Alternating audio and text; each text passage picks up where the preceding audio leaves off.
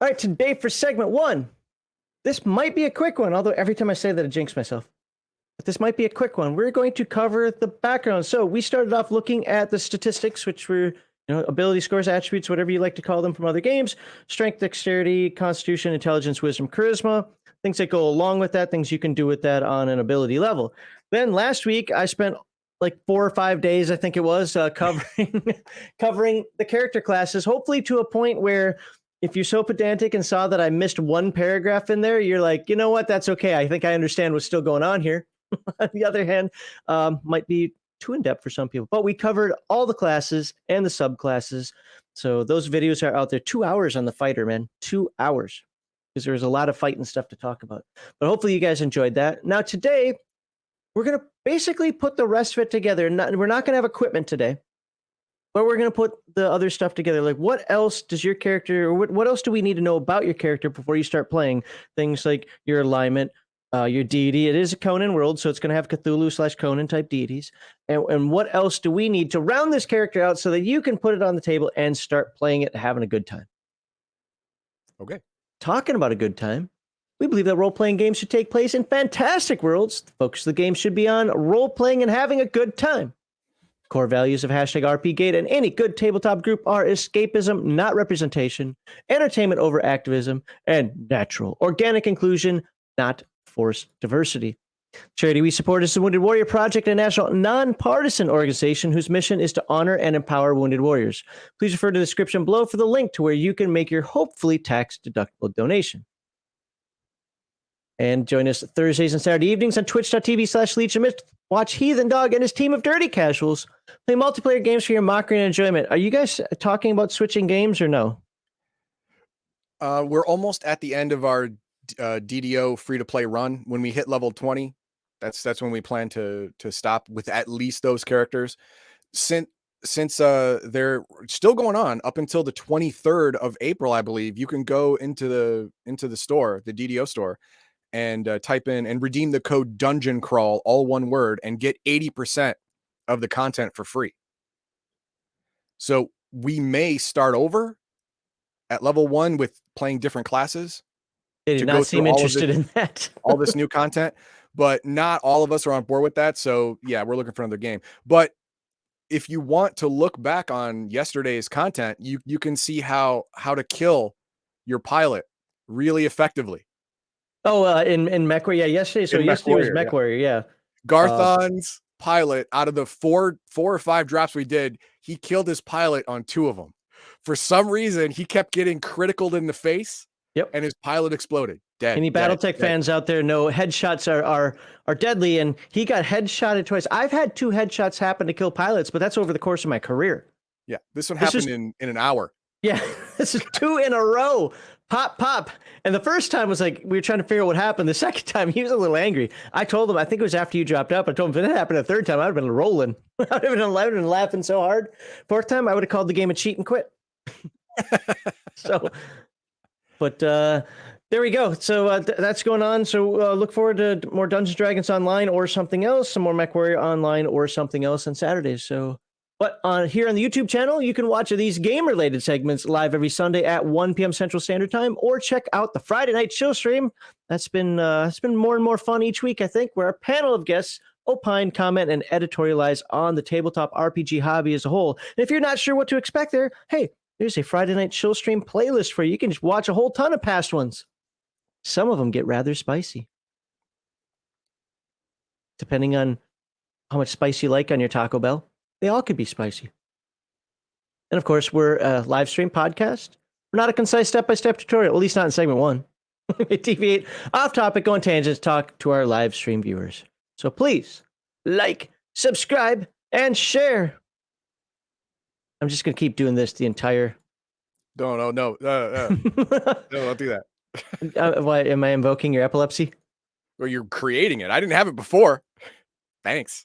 I'm pulling it out of you. Did you notice that I learned this on the Friday chill stream, that StreamYard has changed? How so?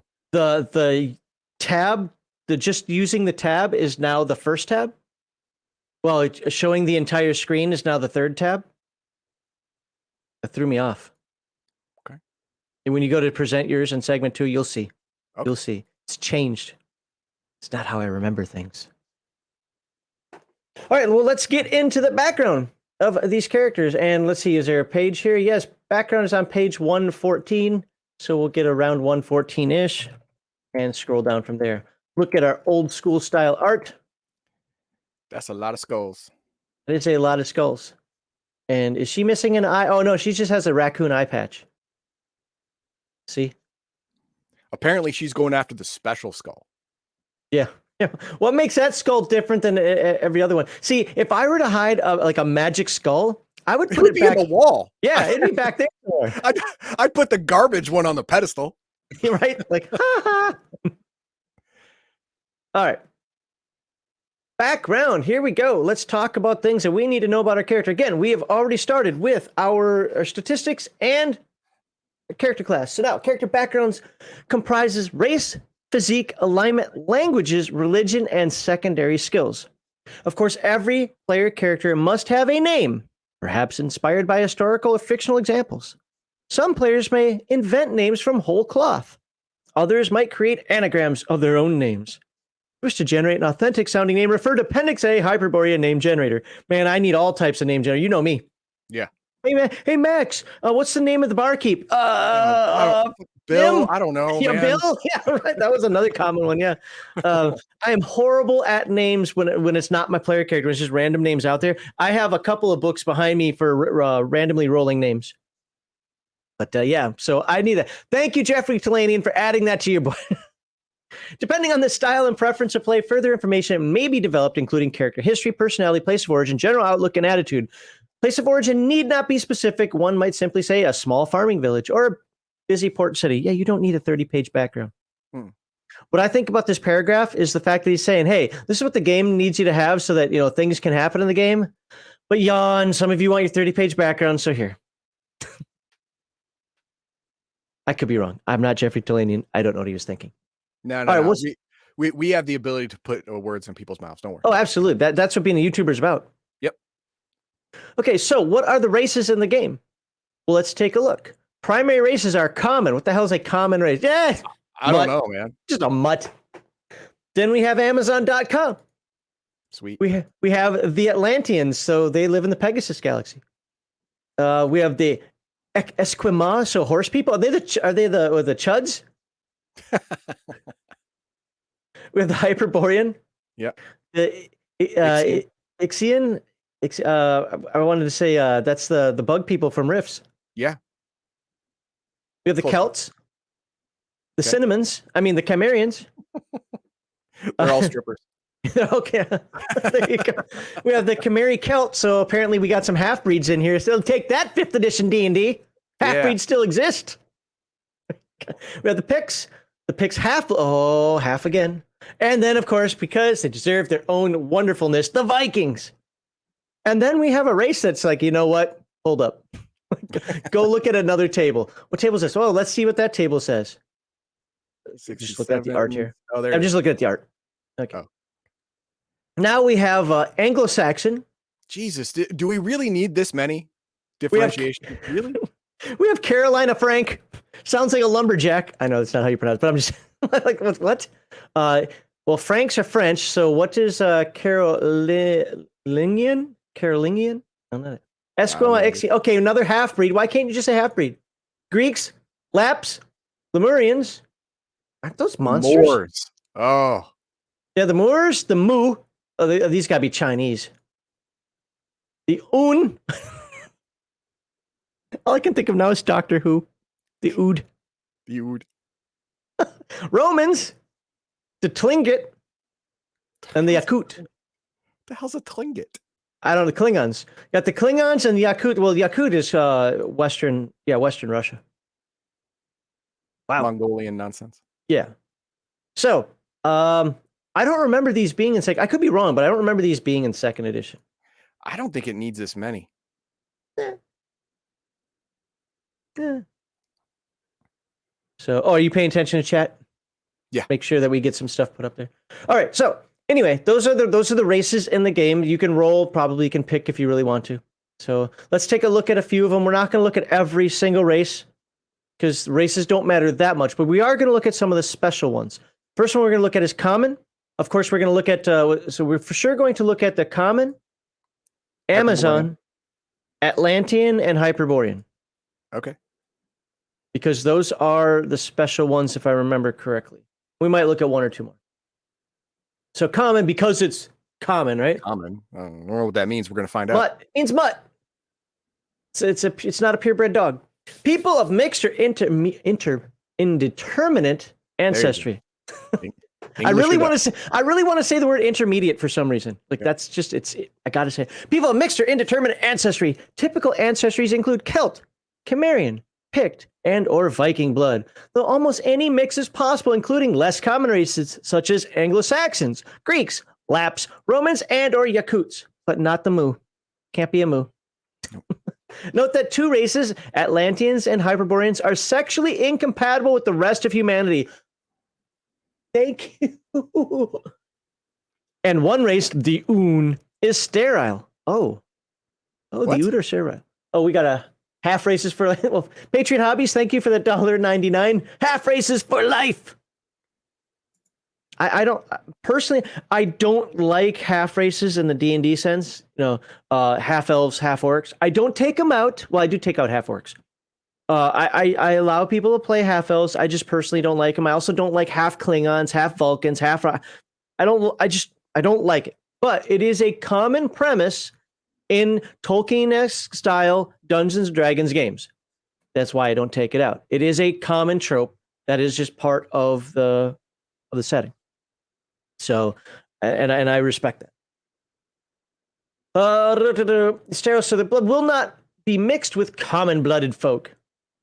Regardless, common folk are of variable height, build, complexion, hair color, and eye color. They can be found throughout Hyperborea. Typical homelands are as follows: the city-state. That doesn't matter. What do they have any special traits because of their hugely mixed blood? That's the important part. I don't care where they're from.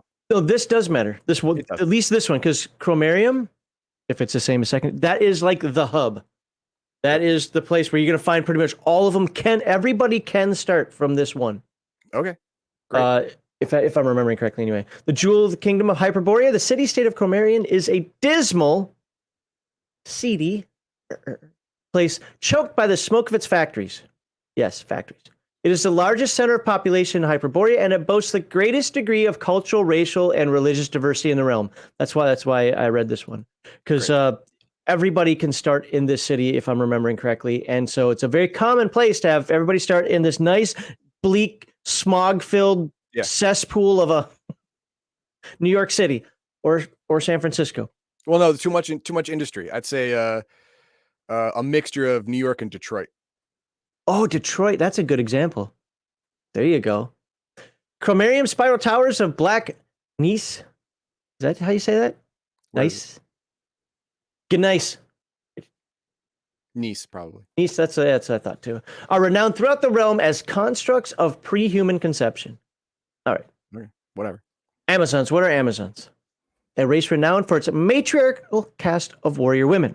Tall and robust with light to olive complexion, black to auburn hair, and blue or hazel eyes. Amazon women on the moon are taller and more heavily thewed than Amazon men, who tend to gravitate towards sorcery and science. Amazons dwell at the remote corners of the world, because where do we put our women? In the corner. Baby goes in the corner. Or in the kitchen. Okay. Every corner is a kitchen in Hyperborea. There you go. Amazons dwell at the remote corners of the world. The Hellenic roots of these Amazons can be traced to the Black Sea of Old Earth.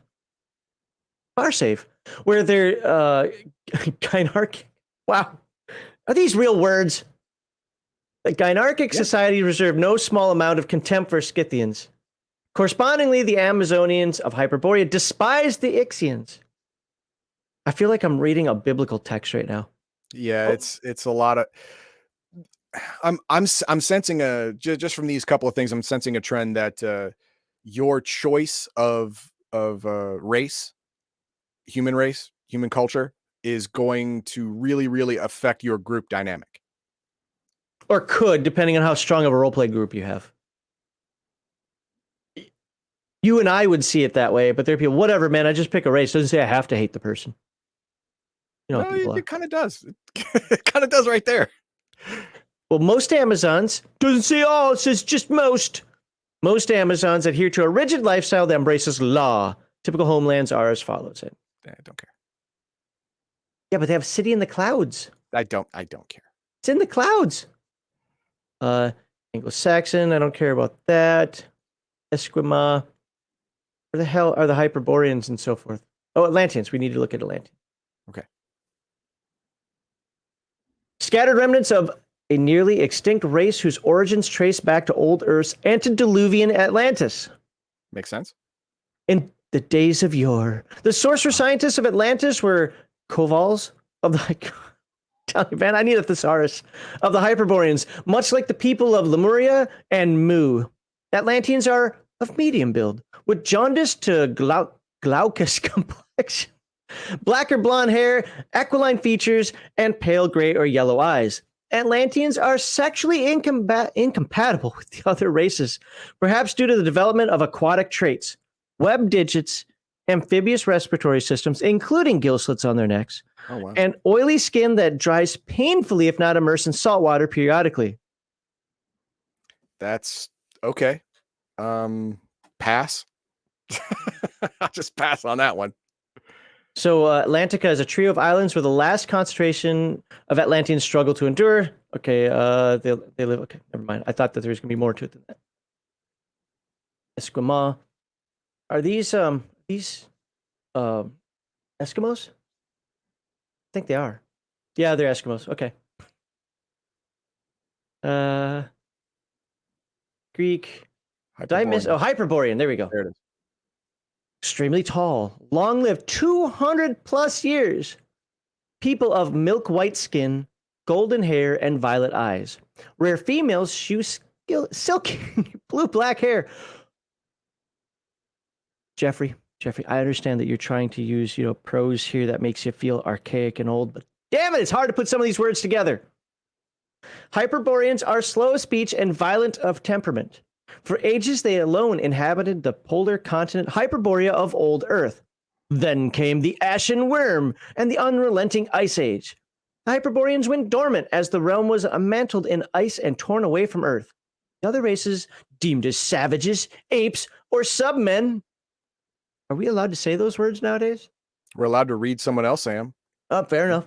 Largely arrived during the ensuing millennia. By the way, a little note on grammar here that I want to thank him for. I see so many people not doing this in books. I don't care how you write on my Discord.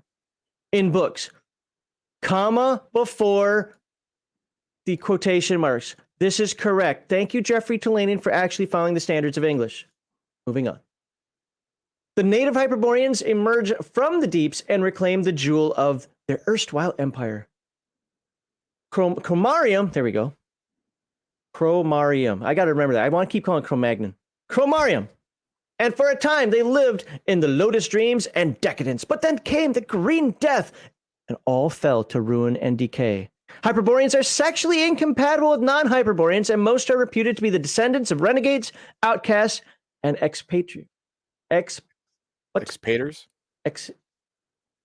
thought, see, again, my brain's saying... maybe. Yeah, my brain's saying expatriators, but no, that's I know, not right? That's not right though. But unlike the Atlanteans, it doesn't give an immediate explanation on why they are not sexually compatible. Atlanteans are freaking they're aliens, people, whatever. Fish people. Yeah, Well, they're fish people. But Hyperboreans, they just, besides being long-lived, they're like double or triple the lifespan of other races. It doesn't actually say why. It doesn't. Well, Atlanteans are the fish people. Hyperboreans are basically the aliens. They're aliens? They're alien-esque. They're erudite aliens to some degree. I don't know. Unfortunately, I don't read a lot of Conan, and I don't know what he's changed with that. I think that's it. I just wanted to read the weird ones because I wanted to show why they were weird. Let me just make sure there's nothing else. What's a lap? Lap. Okay, Laplanders. Got it. Lemurian. Moors. We know what Moors are. Picts. Mu. Okay, Mu. Diminutive ebony skinned people. Oh, are they Africans? It seems. Okay, diminutive ebony skinned people with broad noses, slanting eyes, and straight black hair. Okay. They're Chinese. Yeah, but It- not okay. A Fine. race in severe decline, the Mu typically garb themselves in long, dun-colored smocks, and That both could be it. sexes crop their hair identically. They are That reclusive. What's that? that could be why you dress in something described as shit, and your males and females look the same. Bad. It's a bad idea. Okay.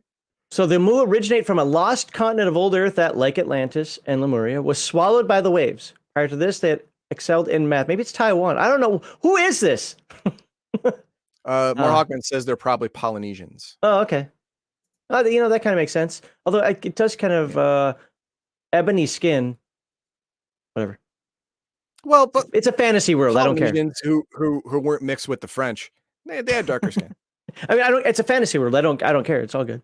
But what's most telling about why their race is in decline is their language. Did you read that part? Check it out. They're reclusive people who speak a secret tongue, Muat, a language of 814 words. Well, 814 words. I mean, you think that's a lot of words, right? It's Mm. definitely not. It is definitely not. Just as an And example, we have over 2,000 sounds in the English language. Yeah, not words, sounds. Tens of thousands of words. 2,000 different sounds. They have 814 total words. They're not going to be able to explain anything properly compared to us, compared to the other races. They're Gully dwarves. Their language is so simplistic as to be something for a child. So, yeah. But what is kind of cool about them, though, or the fact that they're in the game, is that it does add more variety, more diversity, so to speak, that gives you more options that you can play. Ghostman, Subterranean race, okay. Romans, I don't remember Romans being in the original second edition one. I might be wrong, though. Akut. That's it. All right. Now we're going to start looking. Hopefully the language becomes normal now. Well, normal for Jeffrey Talanian. Physique. Physique encompasses your character's gender, age, height, weight, eye color, hair color, and complexion, all of which can be randomly rolled or selected. However, he just got canceled. Why? He just got canceled because he classifies gender as a physical attribute. Height, weight, eye. Yeah, none of those are mental. You're right. No. It's not canceled by us. So Too should a bad. player... What's that? Too bad. Yeah, right. Okay. Should a player select or dice for a specific race, physical traits should roughly correspond with heredity, but exceptions are not impossible. Basically saying, look, if you want to be some sort of freak in nature, you can. But hey, come on. Come on. Don't be that guy. Be respectful. Dye your hair back from blue and become one of us, all right? Right. Human race. Players may choose a randomly determined character gender. Okay. What are the options? How many genders are there? How do I randomly determine a gender if I don't know how many there are? Yeah, no one knows how many there are. I have a 100-sided die as of 3 years ago. That's not enough. There is no chart for gender. Okay, let me go back up. What do we do? Continue to make fun of it. That's what we do. Oh, okay, fair enough. Age. Most player characters begin play as young adults or adults. To randomly determine age, simply roll a d6, in which a result of 1 3 is young adult, and a result of 4 through 6 is an adult. The player may select the precise age from the range indicated on the table below. Well, let's take a look. You are race all others. You're an all other. Can you roll me some? What are we rolling here? 14 to 20. What are you rolling? Oh, it's a d6. You want to roll a d6? Yeah. 1. Okay, you're a young adult. I'm guessing you're an all other, probably not a Hyperborean. So you can start between age 14 and 20. Well, the Hyperboreans, same thing. Oh, yeah. Good point. Apparently, their aging doesn't slow down until they become adults. Only so much you can learn in the first 14 years, apparently. As a character. What's that? 14 to 20, apparently. Oh, yeah. Oh, yeah. Good point. As the character transitions to middle age and beyond, the referee is at liberty to impose a reduction to the attributes of strength, dexterity, and our constitution. No, I love that. It's not like here's the chart to do it. This is you know what? You done pissed me off for the last 6 adventures. Oh, You aged out, and now I'm going the extreme, of course, because that's how people feel it's done. No, I mean, no. But I mean, it makes sense. I mean, I personally think that a chart is better because it prepares the player for the inevitable, march of time on their character rather than have it up to the game master. But aging down with physical characteristics and up with mental characteristics is always something I really loved in D&D. We used to be D&D. Second edition, yep. Yeah, second edition. I really, really loved it because if I wanted to play a wizard, sometimes I would start at 60. I mean, yeah, my strength, my dex, my con will be crap, but dude, I'm the old wise man. People come to. I'm that dude. I'm that guy. I can dig it. You'll be dead next week, so welcome to level 2. But I like the idea of a game, and I've run across a couple where you roll and you have the possibility. So for example, whatever the age, what's the age here? We'll say 44. So when you hit age 45, let's use D&D terms because this is a D&D type game. You roll a saving throw versus death. If you make the saving throw, fine, no reduction in attribute. If you fail the saving throw, one of those attributes goes down by 1. Well, no, I would do this.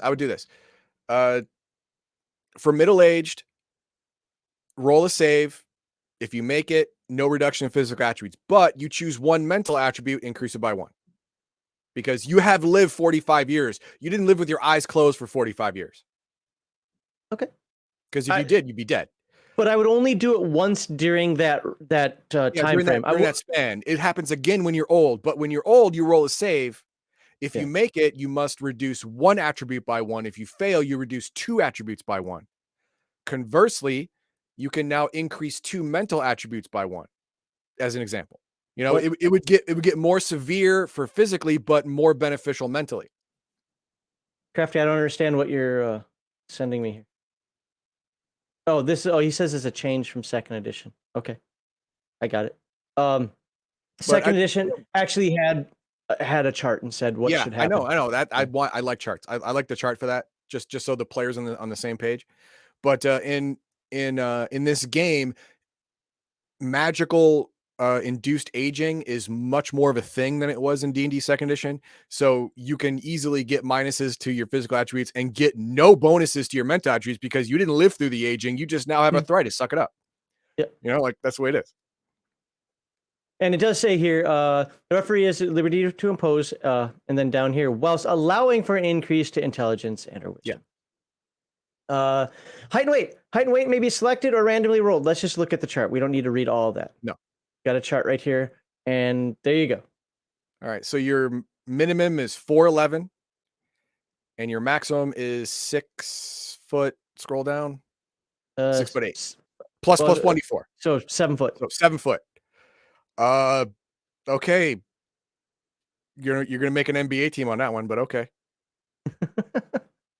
5'9" plus 1d3 is average. So I really like this chart because if you happen to be really tall, you also cannot happen to be really, really super skinny. Yeah, it's just average weight. Well, what does it say? What does it say for weight? Does it say that you do anything different with weight? No, you roll and then you go across the chart. You go across from left to right. So height establishes average weight, which might be adjusted by a subsequent D10 roll. Yeah, but it's not going to be ridiculous. That I like that.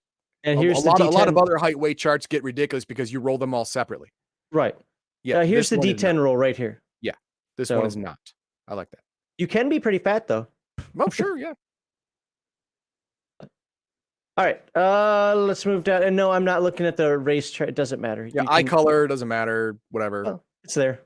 Yeah. It's there. I mean, it all depends on your race, really. I have to look up half these words. I know what jaundice is, but I don't know what glaucus is. Coppery, light brown. Milky, I think, like glaucoma. Okay, maybe you're right. That would make sense. And wow, look at that, more complexion. Jesus. Okay, this is unnecessary. Too many races, too many different traits. I disagree. I think You don't need it. You don't need it. All you gotta do is have a freaking paragraph that says, "Dude, whatever you want, fucking do it. I don't care." Because that's what these expansive charts are. I don't care. That's No. what the maker's saying. I don't really care. No, I disagree. I think he's saying here that you roll D50 plus eye color. Whatever. D30 plus 40 is your hair color, because Whatever. that leads to a trend. So you're not Yeah, gonna have blue-eyed Africans. Well, there are. Okay, never mind. Doesn't matter. Very rarely. Very rarely. True. And that you'll have to work out. Other physical traits. Okay, now we're down to alignments. Let's see. Nobody ever argues about alignment. Ever. Nope. It's never come up ever. Nope. Alignment's always fine. Yep. So what alignments are in this game? Alignment is governed by the opposing forces of law, civilization. Actually, we're starting something pretty different here. Do you have any chat started? Yeah. Okay, let's hit that. Let's hit the chat. Okay. WJ says it's not a Legion Myth live stream unless both hosts are being snarky and smartasses. You are correct, sir. If you just want to read the book, you can read the book whenever you want. But if you want some excellent commentary about not being able to read half the words that Delaney put in the book today, then you got us. Pronounced nice. It's pronounced nice. Thank you, Mar Hawkman. Appreciate it. And then W comes back for a second shot. Why'd you skip the Oon? The Migo made them. Migo are alien race from Call of Cthulhu. Oh. Because I didn't want to spend every day on every race. Yeah, and I understand. All day I'm only stopping this so long to say the Migo or whatever, they're fungus people, kind of. Okay. I honestly thought that in the race section up here that there was going to be more.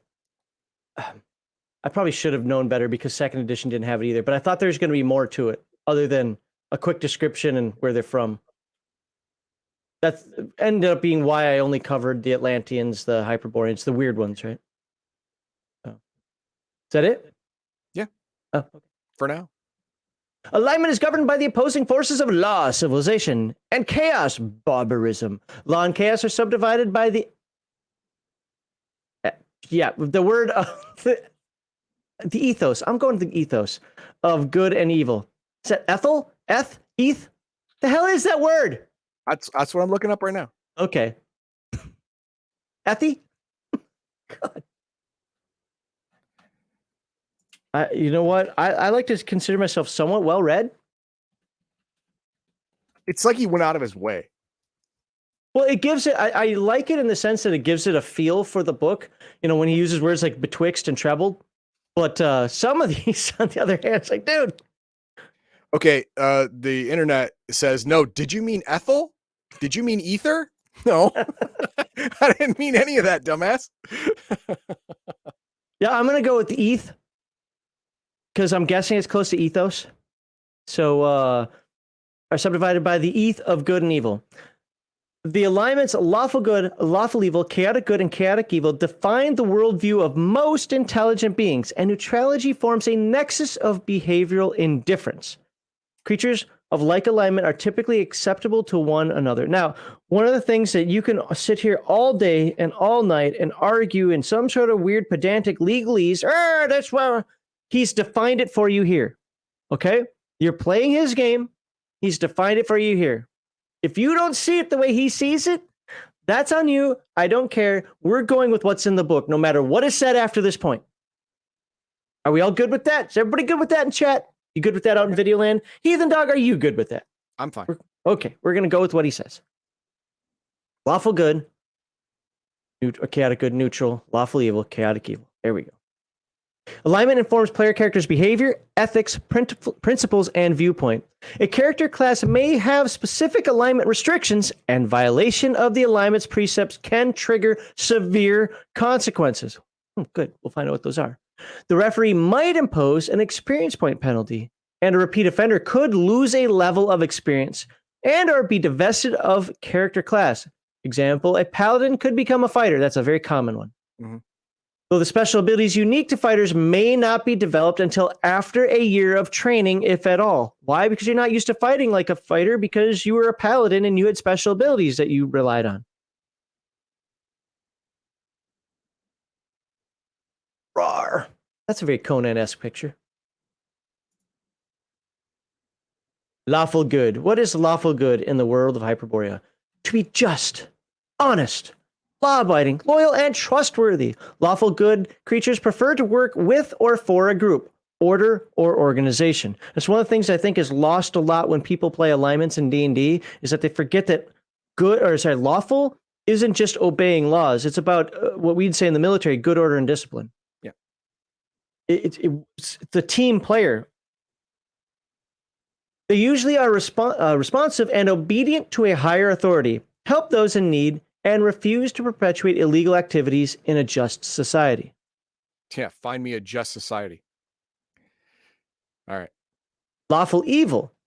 To believe the strong must ruthlessly dominate and control the weak. Lawful evil creatures are usually true to their word. Hey, look at that. He's honest and he's about to kill you. Albeit to unjust or diabolical effect. They obey a higher authority, often dictator, and might serve as instruments of tyranny and oppression. Without mercy, they smite the helpless, including unarmed foes. Yes. This, to me, is the least represented. How do I say this? There should be a way, way, way more lawful evil people out there in terms of lieutenants. Chaotic evil doesn't work well with a chaotic evil overlord. You know who works well with a chaotic evil overlord? A lawful evil lieutenant. Yes. Because he wants to be part of a group, but he wants the group that he's part of to be strong. And for that to happen, the weak must be culled from it. Okay. That's fine. Chaotic good. To value freedom and unrestraint, so long as such pursuits do not inhibit the lives of other goodly folk. Independence and self-reliance are the highest value.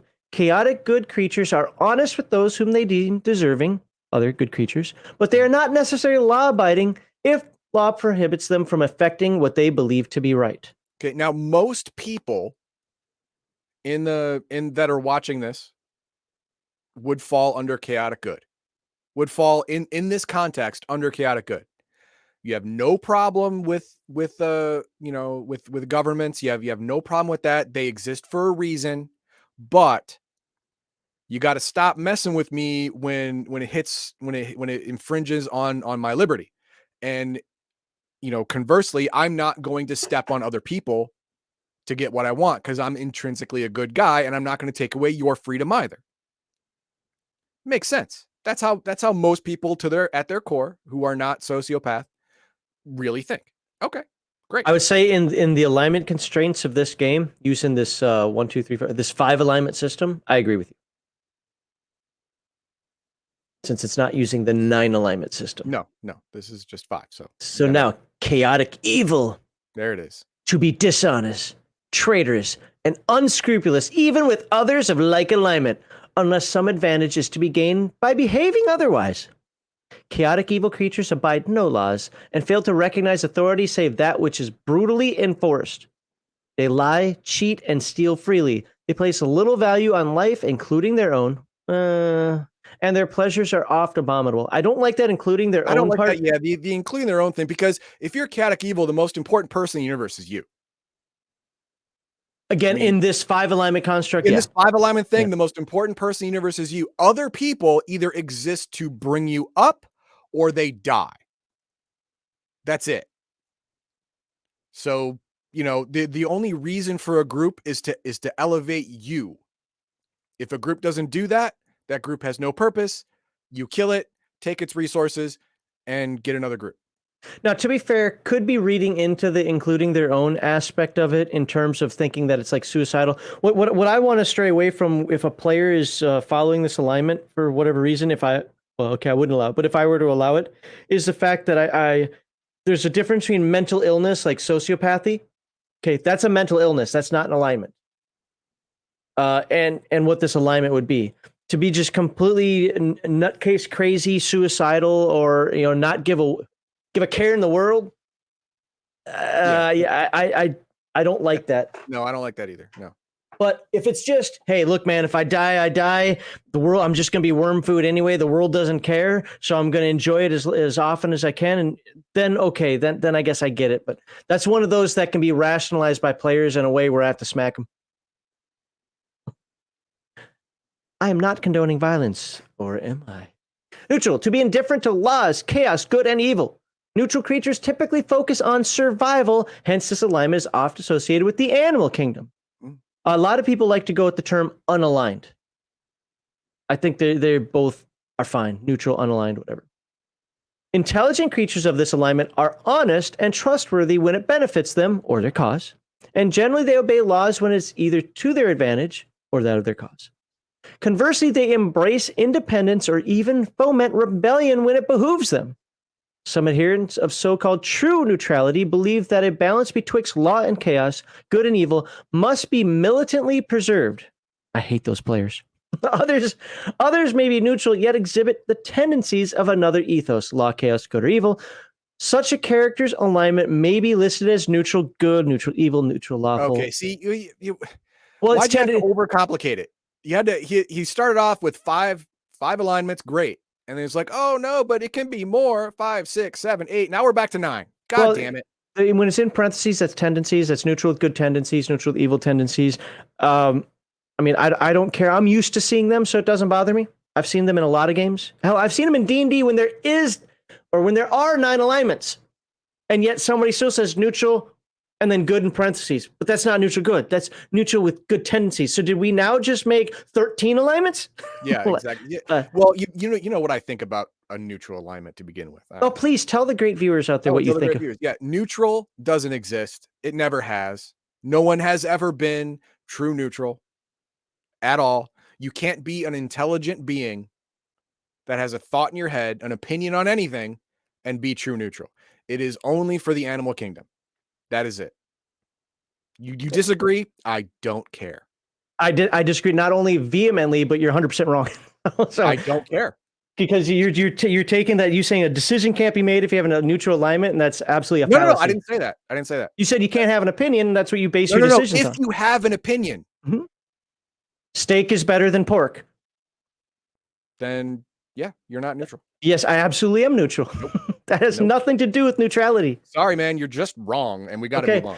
We covered that when we covered the Druids on Gatekeepers. So if anybody wants to go watch a Gatekeepers episode on Druids, I talk all about the neutral alignment there, and it says in black and white how Heathen Dog is wrong. So yeah, and they're also made up too. You can make up anything you want. That's fine. Go ahead. Continue. Yeah, I'm using the rules of the game and what its definitions are. So please put in comments your thoughts about the neutral alignment. Despite its relatively diminutive size, Hyperborea boasts an unusual variety of languages. Well, what are those languages? All right, we have Common, Berber. Oh, by the way, I want to get to the rolling part. I probably shouldn't skip that. Where is it? If your character has 1 or more bonus languages, you may roll a D percentile in the table below to determine them. Because you start with your faction language or your race language, right? Sure. The language Mama taught you. Right. And then you roll D percentile. If you have extras, or you can pick, I suppose, if your game master lets you, referee. And here are all the different languages in there. And it says who probably speaks them. So if you're a Viking, chances are you're going to learn Old Norse. Or, on the other hand, maybe you're like, I'd like to talk to the Vikings. I'm going to learn Old Norse. Or you roll randomly like I did, and you got Celtic. What number? 52. 52? Okay. You got the Goidelic dialect. Whatever. I don't know which one's the good one and which one's the southern one. I don't care. Well, you're speaking to Celts instead of Picts. With an asterisk. Okay, that's for the half Picts. Nobody cares about half Picts. So let's look at your one language then. No, let's look at the weird languages. Is it Una? That's the one that has no words? 814 words. Unique, limited language that has no marking of the interrogative status of yes, no questions. What? Wow. You can't. I can't even fathom that immediately. I can't. I don't understand what that means. I'd have to think about it just to understand the lack of language.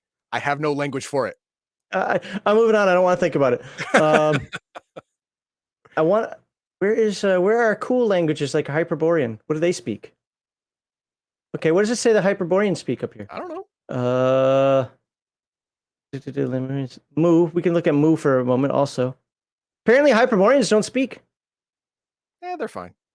Or only they get to learn it, so you can't learn it on the side. Oh, Hyperborea. Oh, Hellen. Okay, so kind of Greekish. A Hyperborean dialect of Hellenic. Of Greek, yeah. Okay. And the Amazon speak. Oh, also the Amazon dialect of Hellenic.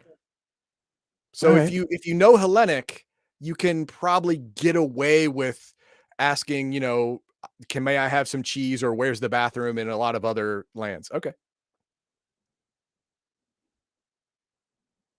Rare. Oh, here we go. Rare and secret languages. Rare and secret languages are spoken and are written. Blah blah blah. One notable exception is Hyperborean esoteric, the clandestine language of Hyperborean sages and sorcerers who refuse to teach it to other people. Well, my character will do it. No, you won't. And I will stab your character. It shares commonalities with no other language and may contain certain vocalizations that non-Hyperboreans are unable to duplicate. Lots of clicks and whistles, apparently. All right. Fart noises and so forth. Religion. All right, the fun part. Are we ready to look at the gods of Hyperborea? I think we are. I'm not. Let's look at the starred comments here. Oh, okay. All right, we got Mr. Max saying the opposite of what I said. Ethos is singular. Eth is plural. Okay. Okay, good to know. Good to know. And Mahawkman comes out with people in D&D land don't like writing lawful evil since it reminds too much of modern society. I can see that as in the back of people's mind, the reason why there's not more lawful evil people in the world, where there really should be. But they don't want to put lawful evil people in the world because it seems dirty. I get it. And Crafty says the Emperor in Star Wars is chaotic evil. Darth Vader is lawful evil. I agree. Darth Vader preserves order in the Empire, whereas the Emperor, being the top, he's only cares about himself. The Empire second, so he's not lawful evil. He doesn't really care about the light. He cares about him. He only enforces laws to save him. So I can get behind that. Using again this definition of the alignments, yes. All right, so Apollo. We're only going to look at a few gods, but deity of law associated with light, the sun, healing, archery, swordsmanship, music, and poetry. He is the twin brother of Artemis and often manifests as a golden-haired young warrior. Typical clergy are clerics, paladins, priests. That makes sense. Typical followers are any. What this? See, I want to find one that typical followers. Azathoth? No. Go back up. That's super Cthulhu. Yeah, well, yeah. There's Cthulhu in here too. Yeah. So deity of chaos associated with confusion, entropy, infinity, insatiable hunger, madness, vibrations, ceaselessly beating drums. Oh God, that'd be horrible. And haunting flutes. It is reputed to manifest as a Why is he? Okay, hold on. Blasphemous, amorphous, something. Okay, why is Apollo a he? Okay, and Azathoth, how the fuck you say that, isn't it? Because it doesn't have a human-like form, so it doesn't have a sex. And I believe it's Azathoth. Azathoth, okay. But whatever, I don't really. I'm only saying that is like this seems to me like, oh, Apollo, that's a good god that we'll venerate. He is a twin brother of Artemis. This nasty monstrosity down here, look, don't worship it. It's refuted to manifest as a blasphemous, amorphous blight of bubbling chaos. Hey, you know what? Different strokes for different folks. I think that's biased. I think that's biased against Lords of Chaos. I'm just saying. Typical followers, any again. I thought some of these weren't any, but Boreas, Helios. Helios is actually a pretty common one in the setting. Cthulhu, there's your Cthulhu.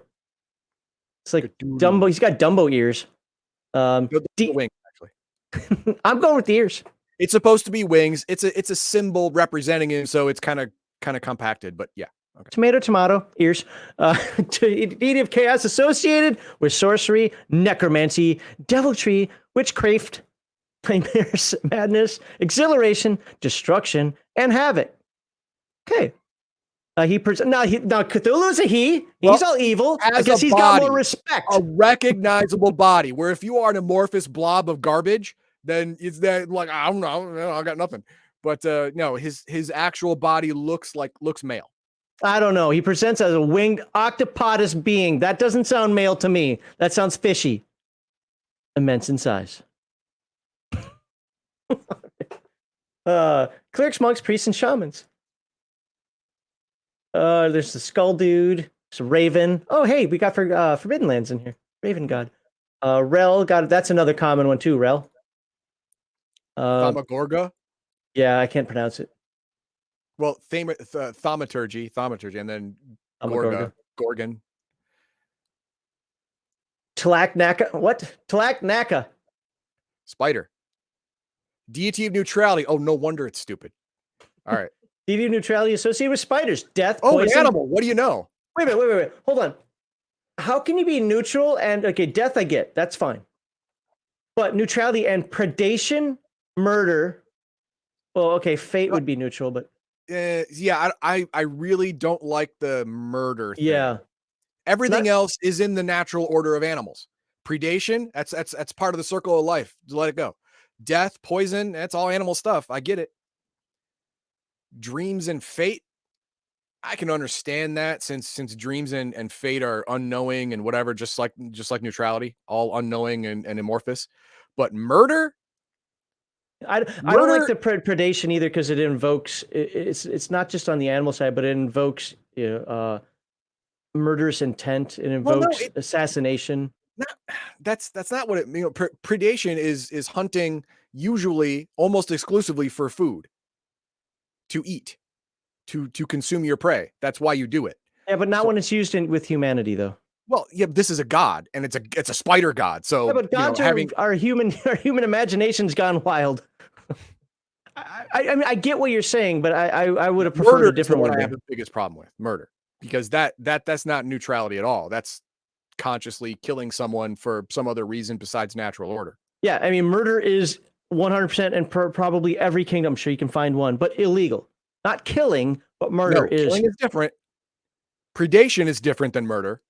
Yeah, murder is just emotional in almost every respect. All right. Zequatha, whatever the hell, however the hell you say that. Yig. Yeah, I got nothing on that one. Yig. Zethaqua. Yeah, whatever. I don't care. Hey, Pep. Ymir is another common one. Yeah. Yunde. The Wendigo. I'm going with the Wendigo. What? Ethaqua? Wendigo. Technically. Wendigo. I was thinking of the Winnebago. That's what I wanted to say. Yeah. All right. And yeah. So we got a bunch of gods out there, and it pretty much says who it's associated with the typical clergy. Remember, typical means anybody can do it, but also means respect the setting. And if you're not one of these, try to stay away from them. Yep. Secondary skills. We're almost done. Professional or trade skills typically are developed from childhood to adolescence. Think of a patronage. Well, yeah. If you are a fighter, if you are a paladin, and you started your training at 13, but your father was a blacksmith and you helped him between the ages of 5 and 12, you're probably gonna have some blacksmithing skills. Yep. And this explains that. Yep. Okay. On the table below, roll a d6 for the column, followed by a d20. Go ahead and roll. All right. 5. Okay, and then roll a d20. 6. Okay, second column. Oh, wait, third column. And you're a potter. Woohoo! Well, I grew up knowing how to pot. It doesn't actually give examples of what they do here. So let's this is hardly representative. Specifics regarding trade or profession may be developed. A miner might be a coal miner, copper miner, lead miner. Oh, that'd be great. Or a salt miner. An animal trainer might be a dog trainer, horse trainer, or mammoth trainer. Furthermore, if the result is such as limner, painter, sculptor is generated, one might simply opt to have some background in sculpting, not necessarily all three art forms. So you choose something. You specialize yourself. Like potter. Like I chose potter, but do I make clay pots? Do I make wood pots? Do I make metal pots? What kind of potter am I? I don't just make all pots. I wouldn't care. I'd be honest with you. I mean, that would be care either. But this game gets horribly specific a lot of times. So, well, but hear me out. It's not about the style of potting. It's for me. What is important about a secondary skill? Well, what's important about a secondary skill is the fact that you have something that you can invoke from your character in a game sense. Now, I don't exactly know off the top of my head how potter would work, which is part of the reason why I don't care if it's clay, metal, paper.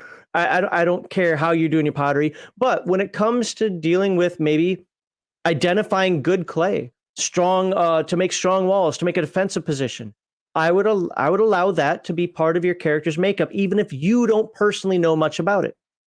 How to make bricks, that'd be pushing it, but I could see the understanding of clay and at least how it has to be baked and so forth. Plus, if you're really desperate for money, you have a skill to draw back on, to fall back on. You have a skill.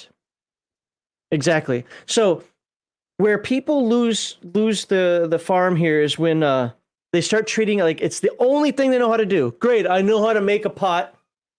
My character's worthless. I can't do anything. No, there's a lot. For example, sailor / seaman. All right. Oh, I can do sail a ship. No, man, that comes with a whole lot of skills. Rope tying, swimming, probably some very, very basic wood patching would come along with that. I would also give salting food for long-term voyage, stuff like that. I would give you knowledge of all of that if you are a sailor, because to be a sailor, you would have knowledge of all of that. But I think how we're expressing it right now is what I want to explain for folks out there is that it's backward. And here's what I mean by that. We're talking about you can do these things, and we're making it sound like, or even in the book, the way it's written makes it sound like, okay, that's the end of it. No, this is in addition. Where old school games rely a lot more on the player than on the character. Whether you agree with that or not, that's up to you, because I don't always agree with that. Sometimes I don't understand. Okay, how would your character know about spell casting when you're a fighter? Well, I read the book, blah, blah, blah. So sometimes I don't like the player knowledge getting here. But with that stated, a lot of it has to do with what you want to do as a player. So this doesn't limit you and be like, well, the only thing I know in my life is pottery, blah, blah, blah. No, it actually adds to your character, because you in real world may not know anything about pottery. You might not know anything about sailing. Now your character can add that to the list of things that you can imagine. Like, hey, I'm a sailor. I want to make sure that we have enough food for this trip. Okay. And as Heathen Dog said, you possibly know about the salting, how many barrels there should be down there, whatever. I want to check the rigging. Okay. I don't know anything about rigging either, but you know what? You check the rigging. The ship looks solid. Sailor. He would know about knots and rigging and all that stuff. Okay. Exactly. Right. So think of it as adding to the character while giving you a background, and not something like, oh, it's the only thing I know how to do. No, it's not supposed to pigeonhole you. It's supposed to expand. Right. It's supposed to do the opposite. Exactly. Yeah. And I think that's it. Yep, that is it. So next week we're going to talk about equipment. Oh, that's not it. That's not it. I have a super secret bonus section. Super secret bonus? Okay, stop the video. Nope. Members only. Members only. Members only. Let me go back to the beginning here. It's something I didn't cover last week that we're going to cover today. Well, while you're doing that, I'm going to take, we got one starred comment here. Okay. A lot of sailors through history didn't know how to swim. True. That could be, that very well could be true. I can see this being true. I'm not going to call you a sailor if you can't swim. I work on the water. You can't swim, you're not very good at it. No, but if it's back in... No. I believe it's true. I just won't respect you. I'll spit in your face. So there you go. Did you take the swimming skill? No, then you can't swim either. I'm a sailor, so I don't care. I don't think there is a swimming skill. All right, so I have to look for... Because we didn't cover, when we looked at the clerics last week, we didn't look at cleric spells. And I'm not going to go into them and do just like what I did with the magician spells. We just kind of looked over the names of some. You get an idea of what they are. And now we're going to do the same for the cleric ones, if I can find them. This is the way to go right here. Crafty gave us $5. Thank you very much. And he's expanding on the sailor, saying not only would they have intricate knowledge of navigating the complicated political ladder of the local bathhouses. Yes. That a sailor understands the seedy underbelly of the wharf area and all of the wondrous things it provides, like bar matrons and hoes. I'm not talking the farmer kind. Yes. He would expand upon everything. Yeah. Okay. That's a little far-fetched and probably unnecessary in most campaigns, but yeah. But yes, I like give that where your head's at. You know what? I also give it to a stevedore. Like, they work down on the docks. That's true. Yeah. So there can be overlap there. All right. So here are the cleric spells that we didn't look at last week. Remember, you start with 3. That's it. which I really, really, really like. I think that is you increase your catechism from there, so to speak. And you got some of the old standbys, bless, right? Command, you cure light wounds, of course. So most of these are what you would expect. If you haven't played a game like this before, well, you'll hopefully have somebody that teaches you how to use these. But then you get to second level where you get hold person, delay poison. I think that's a better name than the original. I don't know what weird Warhammer is. Yes, I do. But it's just putting the word weird in front of it. It's a magical Warhammer. Animate dead. It's a good one.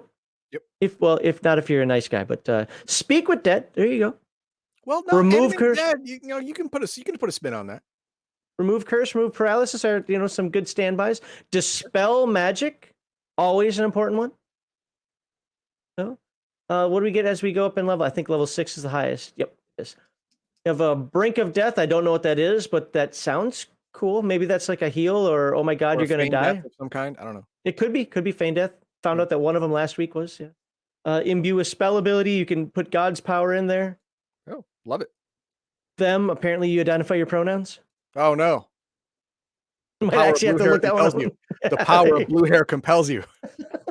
I don't know what them is, but just looking at the name of that, Well, from my knowledge, it's giant ants, but I don't know. There you go. Commune, of course, that's a good one. Talk to your god. Inoculate. Hey, look at that. You got the vaccine. Woohoo. Raise dead. Now we're getting to the good ones. Raise dead. Bring you back. You're not healed, but at least you're not dead. Your favorite right? spell, True Seeing. Oh yeah, somebody made a comment about that too. Oh, okay. Feeble Mind. Summon Animal 1. Why do I get Summon Animal 1 at that high a level? Because you're not squirrels. Because you're not a druid. That's why. Yeah. All you can do is squirrels, man. Hey, squirrels can be feisty. Talking about druids, let's look at some of these druid spells. And what I like about this is these, generally speaking, if you look at them, they kind of look at, thematic holy spells, right? Right. And even the highest level ones are not super overpowered. Well, the game ends at level 12, so you don't have 7th level cleric spells. You only have 6th level cleric spells. That's fine. Still, though, they don't seem super overpowered. Now, druids befriend animals, but create firewood, entangle. I mean, these Goodberry. Of course, gotta have Goodberry. Purify food and drink. Pass without trace. These are all the first level ones. These are standard fair druid spells. So very naturey. Delay poison. Detect what Heathen Dog says can't exist. Yep. Detect neutrality. Go keep looking. Heat metal. Always warp useful. wood. Yeah, heat metal. That's one of those that I always. Do I want to hand that one out? Cure moderate wounds. That started with 2nd edition. That's fun. At least I think it did. It's the first time I remember seeing it. Summon Animal 3. So the druids obviously can summon more animals. All right. What's up? I said, all right. No, Summon Animal 3. We went from squirrels directly to dire wolves. Awesome. Okay. Insect. I have no idea the differentiation between 1, 2, and 3. I have no idea. I'm just guessing. Insect plague. Well, remember that when you do summon animal, I've seen a lot of people use summon animal, summon spirit, so on and so forth, and they try to use that stuff and thinking that it's going to fight for them, like a proxy for them. This is my champion. No. It's supposed to aid you. It's supposed to be there to soak up some hit points, deal some damage. It is not your champion. You are probably better than the creatures you are summoning. But you know what they have? Extra dice rolls against the enemy. So don't think of them, using dice as just a generic term. Think of yourself as a D10. Now you get another D4 and D6 added to that. Yeah. Is it great? No, but every little bit counts, right? Yeah. So I would think of it this way. If you summon an animal, it's got your back. Yeah. It doesn't have your front. Okay, that's fair. Yeah. Yeah. Unless it's summon Firefly Swarm. Then I don't know what it's got. It's got your front, back, sides, up, down. It's got. There you go. I'm never using that spell. That's gross. All right. Well, yeah, Firefly Swarm is pretty lights. I don't know. They're bugs. Distraction. Yeah, maybe. Yeah. Well, then you have Feeble Mind. We all love Feeble Mind, right? Finger of Death. That's a druid spell. That a druid? Okay. Yeah. All right. Life and death, I guess. Sure. There you go. All right. So I just wanted to run through some of those spells because I didn't do the cleric ones last week. So there's the bonus section. And if you didn't watch last week, or if you did watch last week and didn't watch this week, not even hearing my voice right now, you didn't get to know what any of these spells were. You get nothing, chump. But we got Mar Hawkman here. Brink of Death is a spell to revive a recently dead ally. Okay. All right. That's, again, very, very powerful. Very, very powerful spell. Yep. Well, I mean, the game is very deadly, let's be honest. Got the good end of that lollipop. Regular clerics got a little bit fuzzy end. GP says again, let's write a new RPG, Sailors and Stevedores. It's about a wharf life and the seedy underbelly of coastal endeavors. Yeah, it's called Lankmar, awesome. isn't it? That sounds awesome. Yeah, isn't that called Lankmar? But you never leave the wharf. Yeah, okay, fair.